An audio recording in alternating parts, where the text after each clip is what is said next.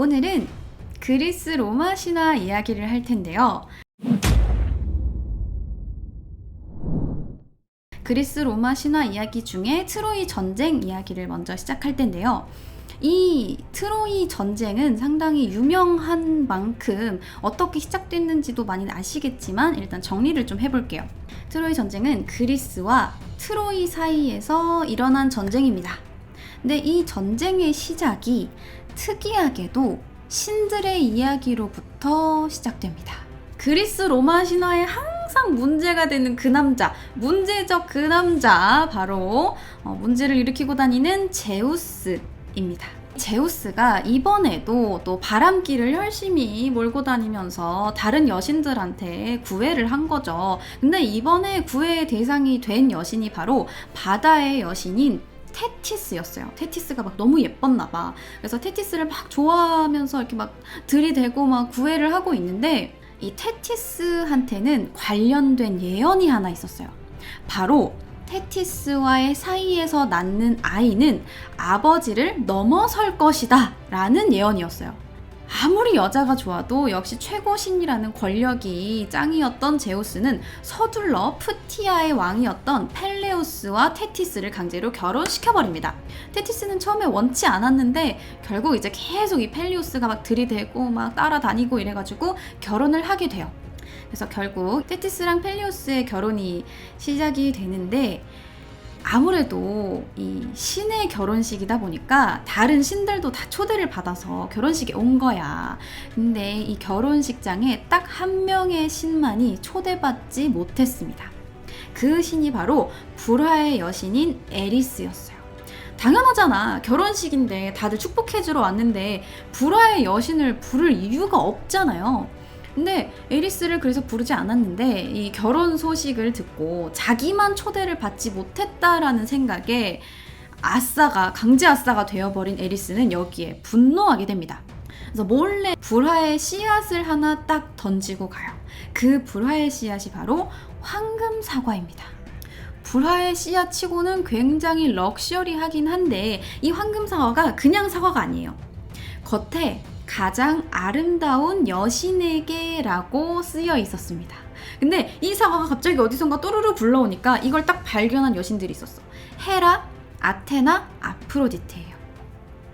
그래서 가장 아름다운 여신에게라고 딱 쓰여 있으니까 이건 당연히 내가 가져야지 라는 이야기를 각 3명의 여신이 하게 됩니다.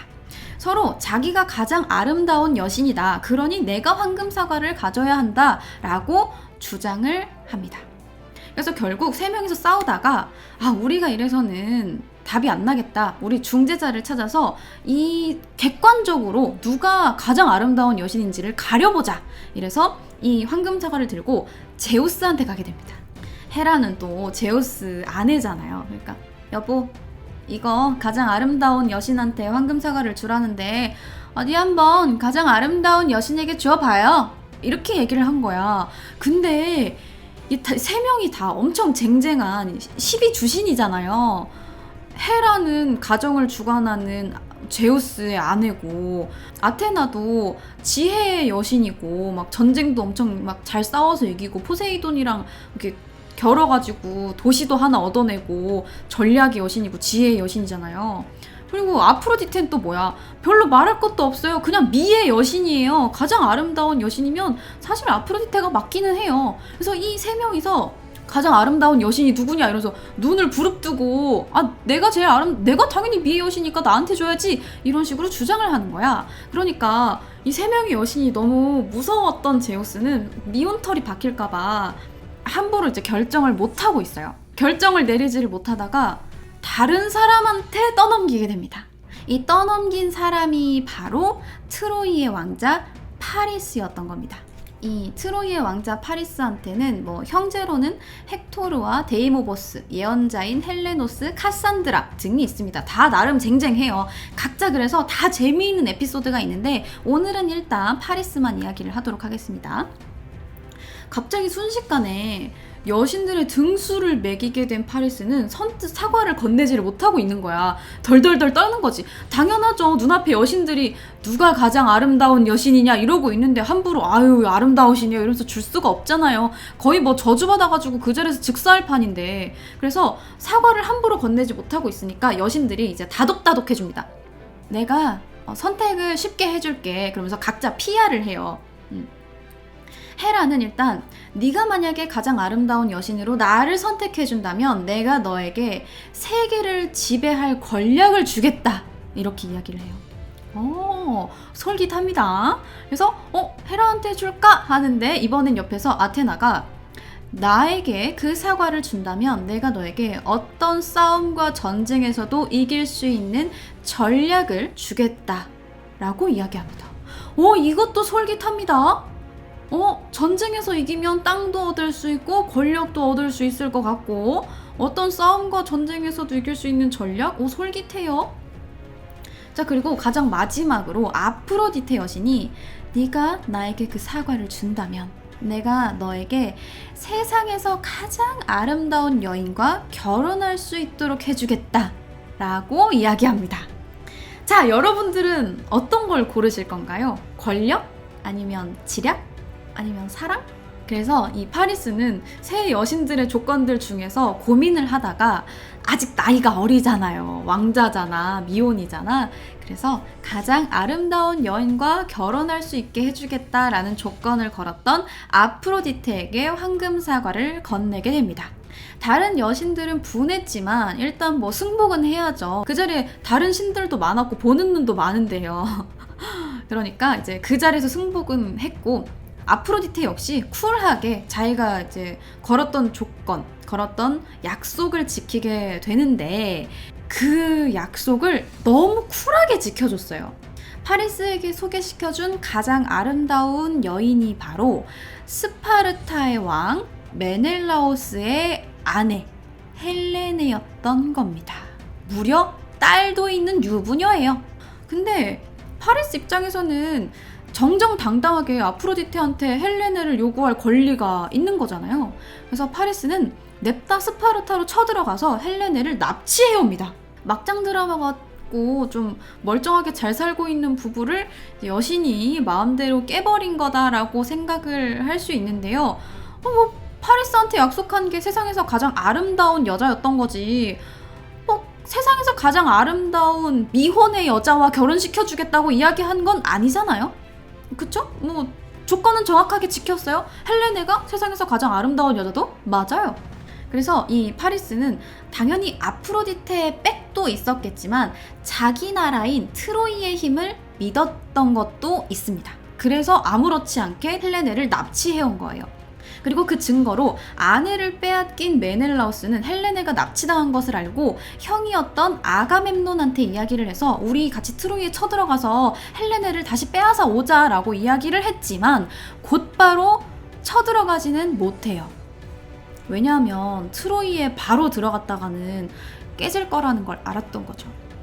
그래서 메넬라우스는 그리스 전역에서 12만 명의 대규모 연합군을 모아서 트로이로 쳐들어가게 됩니다. 자, 그런데 여기서 조금 이상합니다. 부인을 빼앗긴 건 스파르타의 메넬라우스고 아가멤논은 당연히 형이니까 뭐 도와준다 쳐도 도대체 왜 그리스 전역에서 남의 부인이 납치당했다고 연합군까지 모아서 도와준 걸까요? 그건 바로 헬레네가 너무 아름다워서였습니다. 무조건 아름다운 여자라서 도와주자는 아니었고요. 도와주기로 약속을 했었습니다. 과거 헬레네가 결혼할 나이가 됐었어요. 미혼일 때, 아직 이제 처녀였을 때. 결혼할 나이가 되니까 그리스 전역에서 구혼자들이 몰려들었던 거예요. 이 세상에서 가장 아름다운 여자랑 결혼 한번 해보려고. 그래서 그 중에 막 오디세우스 같은 영웅도 있고 각국의 왕도 있고 당연히 엄청나게 많았죠. 그래서 다들 헬레네의 환심을 사려고 막 남자들이 막 선물을 막 바리바리 싸서 들고 온 거야. 그러니까 이 헬레네의 아버지였던 틴다레오스는 오히려 이게 너무 부담스러운 거예요. 다들 엄청 쟁쟁한 영웅이랑 왕들인데 어떤 한 사람을 딱 집어가지고 나는 자네가 마음에 드네 했다가 구원자를 모집한다 그래가지고 왔는데 선물도 이렇게 바리바리 쌓았는데 선물만 이렇게 주고서 우리한테는 아무것도 없네? 뭐 지 맘대로 정할 거면 구원자를 왜 모았어? 이렇게 이야기를 해서 싸움을 걸어올까봐, 그래서 헬레네 때문에 전쟁이 날까봐 너무 두려웠던 거예요. 그래서 선뜻 한 명을 선택을 하지 못하고 있는 상황이었던 거예요. 그렇다고 이제 나는 헬레네가 너무 부담스러워하니까 다음에 다시 오세요 이렇게 할 수도 없는 거잖아요. 모냥 빠지게. 그래서 돌려보낼 수도 없고, 그렇다고 아무렇게나 한 명을 정해서 결혼시킬 수도 없는 상황이었던 겁니다. 그래서 고민에 빠진 거예요. 이 결혼을 어떻게 해야 되나, 이렇게 많이 모일 줄은 몰랐는데. 그래서 한참 고민을 하는데 이때 오디세우스가 찾아옵니다.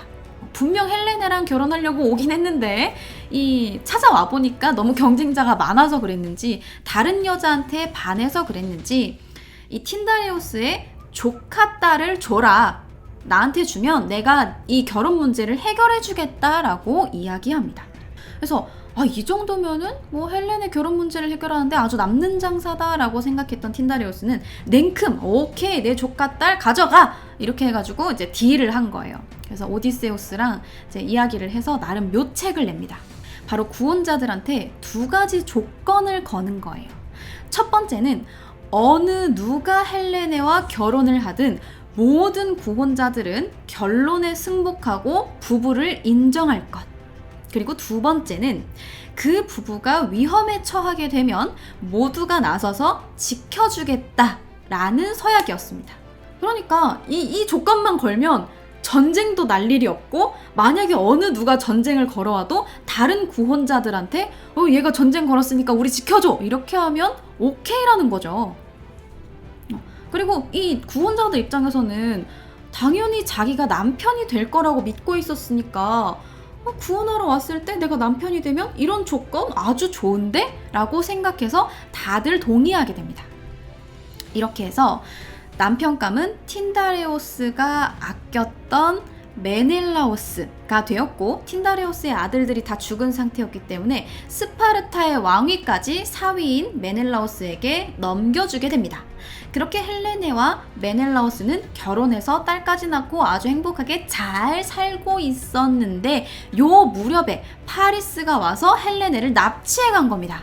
그렇게 그리스에 모여들었던 모든 구혼자들이 약속했던 것처럼 부부를 지키기 위해서 12만 명의 연합군을 구성해 트로이로 쳐들어가게 된 겁니다. 이게 트로이 전쟁의 이제 이유, 시작이 되는 거예요. 그래서 이렇게 트로이 전쟁이 시작이 되는데, 트로이 전쟁을 인간만 하는 게 아니에요. 나름 신들도 자기 진영을 정해요. 왜냐하면 헤라도 진영에 참여할 만한 이유가 있잖아요. 파리스한테 선택 못 받았잖아. 그러니까 짜증나서 좀 삐져가지고 그리스 쪽에 붙었어요. 뭐 아테나도 그렇고 뭐 다들 뭐 중립을 지킨 신들도 있지만 각자 트로이에 붙은 신도 있고 그리스에 붙은 신도 있고, 이래서 신들까지 나누어서 싸움을 벌이게 됩니다. 아주 스펙타클하죠. 그래서 신들까지 트로이와 그리스 한 진영을 선택해 전쟁에 관여하게 되면서 트로이 전쟁은 대규모의 싸움으로 변하게 됐고, 트로이 쪽에서는 왕자이자 명장이었던 헥토르가 사망하고, 이후 그리스 쪽에서는 헥토르를 죽인 아킬레우스가 전쟁에서 사망하면서 이 트로이 전쟁이 약 10년간 이어지게 됩니다. 애들 싸움이 어른 싸움 된 거야. 신들도 엄청 쪼잔해요. 자기한테 황금사가 안 줬다고 막 반대쪽에서 그 나라 막 쳐부술라 그러고. 근데 이게 그리스 로마 신화의 특징이에요. 신들이 정말 쪼잔하고 굉장히 인간적이에요. 그래서 이 명장들이 사망하면서 둘 다 약간씩 주춤하는 경향을 보이면서 이 소모적인 전쟁이 이어지게 됩니다. 그러다가 이 10년 뒤에 그리스의 오디세우스가 한 가지 계략을 생각해내요. 그게 바로 그 유명한 트로이 목마입니다. 오디세우스는 군대 기술자들을 불러서 거대한 목마를 만든 다음에 29명의 용사를 모아서 그 목마 안에 숨겨요. 그리고 이 목마는 그리스 사람들이 아테나 여신에게 바치기 위해서 만든 건데, 이 목마를 성 안에 들여놓으면 그리스군한테 안 좋은 일이 생길 거고, 성 밖에 내버려두면 트로이군에게 안 좋은 일이 생길 거다라는 이야기를 퍼뜨립니다. 그러니까 트로이 군이 이걸 받았을 때 성 밖에다 놓으면 우리 군한테 안 좋은 일이 생기는 거잖아요. 그러니까 이 트로이 목마를 성 안으로 들여서 완전히 트로이가 이 승리를 거둘 수 있게 하려고 했던 겁니다. 물론 이 트로이의 예언자들은 이게 거짓이라는 걸 알았어요. 그래서 어떤 예언자가 트로이 목마가 거짓이다, 이거 말도 안 되는 거다 라고 알리기 위해서 그 목마의 옆구리에다가 창을 던져요. 그래서 이게 옆구리에 퍽 하고 박히면서 그 안에 있는 그리스 군사가 한 명이 비명을 딱 지르려고 그랬는데 입을 틀어막고 그 위기를 견딥니다. 근데 이 창을 던졌던 예언가가 갑자기 어디선가 나타난 바다뱀한테 물려 죽어요. 근데 이게 사실 포세이돈이 보낸 뱀이었던 겁니다. 근데 이 목마 옆구리에 창을 던진 예언가가 갑자기 뱀한테 물려 죽으니까 이 예언이 진짠가 보다, 저 사람이 신벌을 받아서 죽었나 보다 라고 생각한 트로이인들은 이 성벽까지 허물어 가면서 트로이 목마를 성 안으로 들여놓게 됩니다. 이렇게 큰 목마였어요. 그래서 요 트로이군들은 이제 목마도 성 안으로 들여놨으니까 승리는 우리 거다 그러면서 그 밤에 다들 풀어져가지고 잔치를 벌입니다.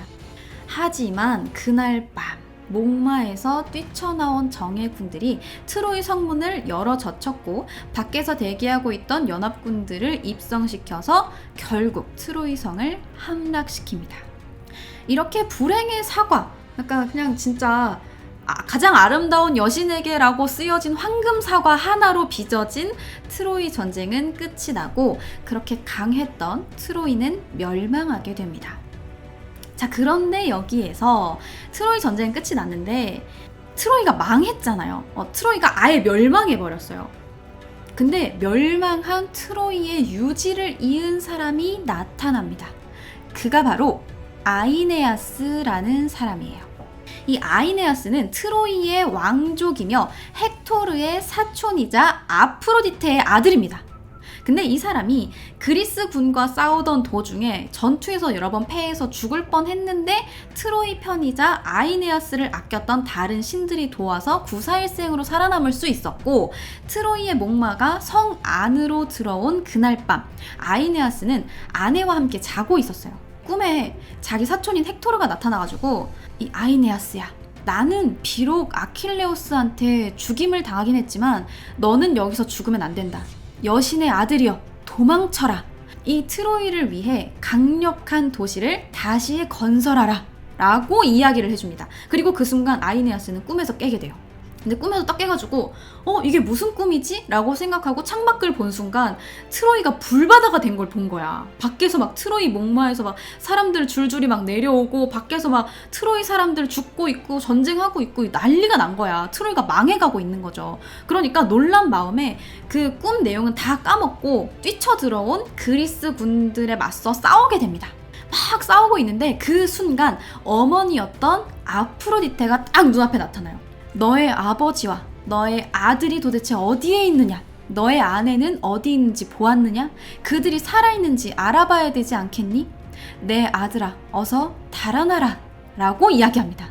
그러니까 그 순간 나한테 가족이 있지, 그들을 지켜야겠다 라는 생각이 퍼뜩 든 아이네아스는 다시 돌아가서 아버지와 아내와 아들, 그리고 아직 살아남은 트로이의 유민들을 챙겨서 멸망해가는 트로이를 탈출하게 됩니다. 여기 보시면 이 밑에 있는 쭈구리가 아들이고요. 여기 헬멧을 쓰고 있는 사람이 아이네아스, 그리고 여기 이렇게 들고 있는 사람, 들려있는 사람이 아이네아스의 아버지, 그리고 옆에 있는 요 여자가 아이네아스의 아내예요. 노쇠한 아버지를 어깨에 둘러매고 아들의 손을 잡고 아내는 그 뒤를 따라서 도망쳤는데, 아이네아스가 막 도망치다가 어느 순간 정신을 딱 차려보니까 옆에 아내가 없는 거예요. 뒤에 따라오고 있어야 되는데 아내가 없어. 끝까지 빠져나오지 못했던 거죠. 그래서 놀란 아이네아스는 다시 그 불바다인 트로이로 돌아가서 아내를 찾게 됩니다. 근데 막 아내 어디 있어? 이러면서 찾고 있는데 그 순간 눈앞에 아내가 딱 나타나. 그러더니 여보, 여기서 왜 헤매고 있나요? 어서 나를 잊고 가서 새로운 트로이를 건설해야만 해요. 잘 가세요. 이렇게 이야기하고 사라져버립니다. 아내의 혼령이었던 거예요. 아내는 빠져나오지 못하고 뒤에서 죽었던 겁니다. 그렇게 슬픔에 잠긴 아이네아스는 남은 가족들과 유민들을 이끌고 새로운 트로이를 건설하기 위해서 배를 만들어서 길을 떠나게 됩니다. 하지만 이 일은 쉽지 않아서 헤라가 괴롭혔대요. 아무튼 이 일은 쉽지 않아서 무려 7년 동안이나 새로운 땅을 찾아 헤맸고 고생을 한 끝에 새로운 땅에 도착하게 됩니다. 이곳에는 또 다른 사람들이 새로운 나라를 건설하고 있었는데 그곳의 왕이 디도라는 여자였습니다. 원래는 페니키아라는 지방의 공주였는데요. 왕이었던 아버지가 사망하면서 오빠인 피그말리온과 디도에게 공평하게 왕권을 나눠줬어요. 그 피그말리온이 여러분들이 알고 있는 피그말리온 효과의 그 피그말리온은 아니에요. 동명이인입니다. 그리고 그 아버지가 아니 왕권을 한 명한테 몰아줘야지 두 명한테 나눠줄 거면 땅을 나눠주든가 아니 뭐 땅을 많이 얻어가지고 새로운 땅은 딸이 다스리고 원래 땅은 아들이 다스려라 뭐 이렇게 하든가 요만한 땅을 가지고 아들이랑 딸이랑 공평하게 논아가지라 그러면 아들이랑 딸이랑 공평하게 사이좋고 쎄쎄쎄 하면서 나라를 다스리겠어요? 둘이 싸워갖고 누구 한 명은 죽지? 으이그 진짜. 그래서 왕권을 공평하게 나누어줬는데 오빠였던 피그말리온이 자신이 왕권을 온전하게 독차지하기 위해서 디도의 남편을 죽이고 디도까지 죽이려고 하자 디도는 자신을 따르는 사람들을 거느리고 다른 땅으로 도망쳤습니다. 그래서 원주민의 땅으로 가가지고 나에게 내가 다스릴 땅을 조금만 나눠주세요 라고 요청을 해요. 그러자 이 원주민의 왕이 이렇게 이야기합니다. 땅? 원한다면 주지. 대신 소 한 마리의 가죽으로 둘러쌀 수 있을 만큼의 땅을 주겠다 라고 이야기를 했는데 이때 디도가 꾀를 냅니다. 소 가죽을 구해와요. 소 한 마리의 가죽을 구해와가지고 이거를 실처럼 엄청 얇게 잘라요. 소 가죽을 뱅뱅뱅뱅뱅뱅뱅 돌려가지고 얇게 실처럼 만들어. 그래서 소 가죽 끈을 만들어서 땅을 이렇게 실로 감싸버립니다. 그래서 그렇게 확보한 땅에다가 성과 도시를 건설하고 있었던 거예요. 그 도시의 이름은 새로운 도시라는 뜻의 카르타고입니다. 아이네아스는 이제 막 건설하기 시작한 카르타고에 도착했던 거예요. 자, 그러자 디도는 아이네아스 일행을 딱 맞으면서 어서 오세요. 당신이 영웅이군요. 트로이가 멸망했다라고 하는데 여기서 휴식을 취하고 배를 고치면서 당신에게 있었던 그 이야기를 나에게 들려주세요 라고 이야기를 하게 됩니다. 자, 그렇게 아이네아스는 디도에게 트로이의 멸망과 자신에게 있었던 이야기들을 다 들려주면서 맨날 붙어 다니게 돼요. 아내를 잃은 아이네아스와 남편을 잃은 디도가 맨날 꽁냥꽁냥 이야기하면서 붙어 다니면 어떻게 되겠어요? 뭐 역사가 생기겠죠? 1년 동안 역사를 만들어가면서 사실혼 관계를 이어온 이 둘은 이제 안정적인 삶을 살게 되었고 반쯤 이 카르타고에 정착하게 되었을 때 제우스가 이 장면을 보게 됩니다.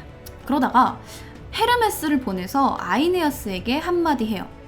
너 새로운 트로이를 건설하라니까 왜 거기서 그렇게 빈둥거리고 있니?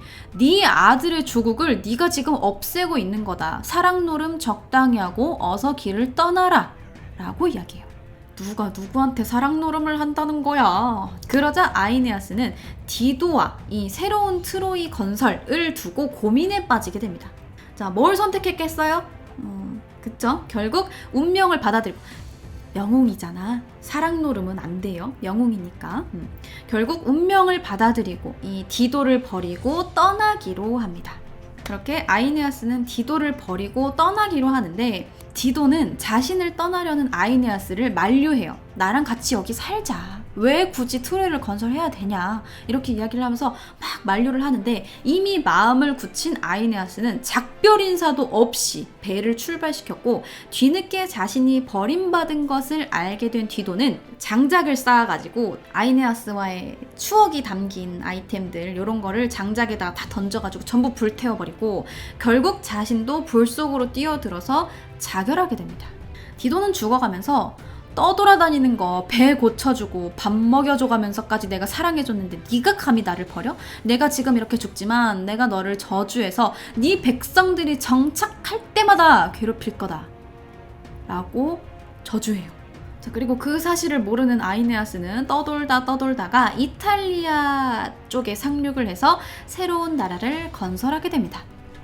근데 일단 뭐 새로운 나라 건국 좋다 이거예요. 근데 자기가 잘 하고 있는 건지 이 나라가 앞으로 어떻게 굴러갈 건지 너무 궁금했던 아이네아스는 무녀이자 예언가였던 시비레를 찾아가서 같이 저승으로 가게 돼요.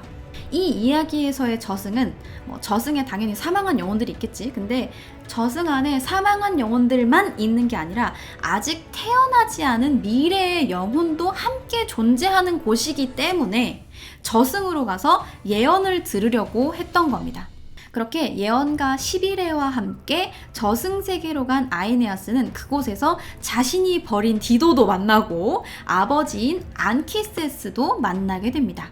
그런데 이 아버지가 아이네아스에게 앞으로 너희의 일족은 고난을 겪겠지만 결국 세계를 제패할 것이다. 내가 너에게 앞으로 태어날 후손들을 보여주겠다. 라면서 영혼들을 쫙 소개를 해줍니다.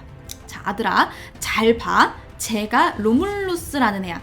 그리고 저 뒤에 있는 애가 더 미래에 태어날 카이사르라는 애고 그 뒤에가 신의 아들인 아우구스투스라는 애야. 라고 이야기해줍니다. 그렇습니다. 아이네아스가 세울 그 나라의 이름은 바로 로마입니다.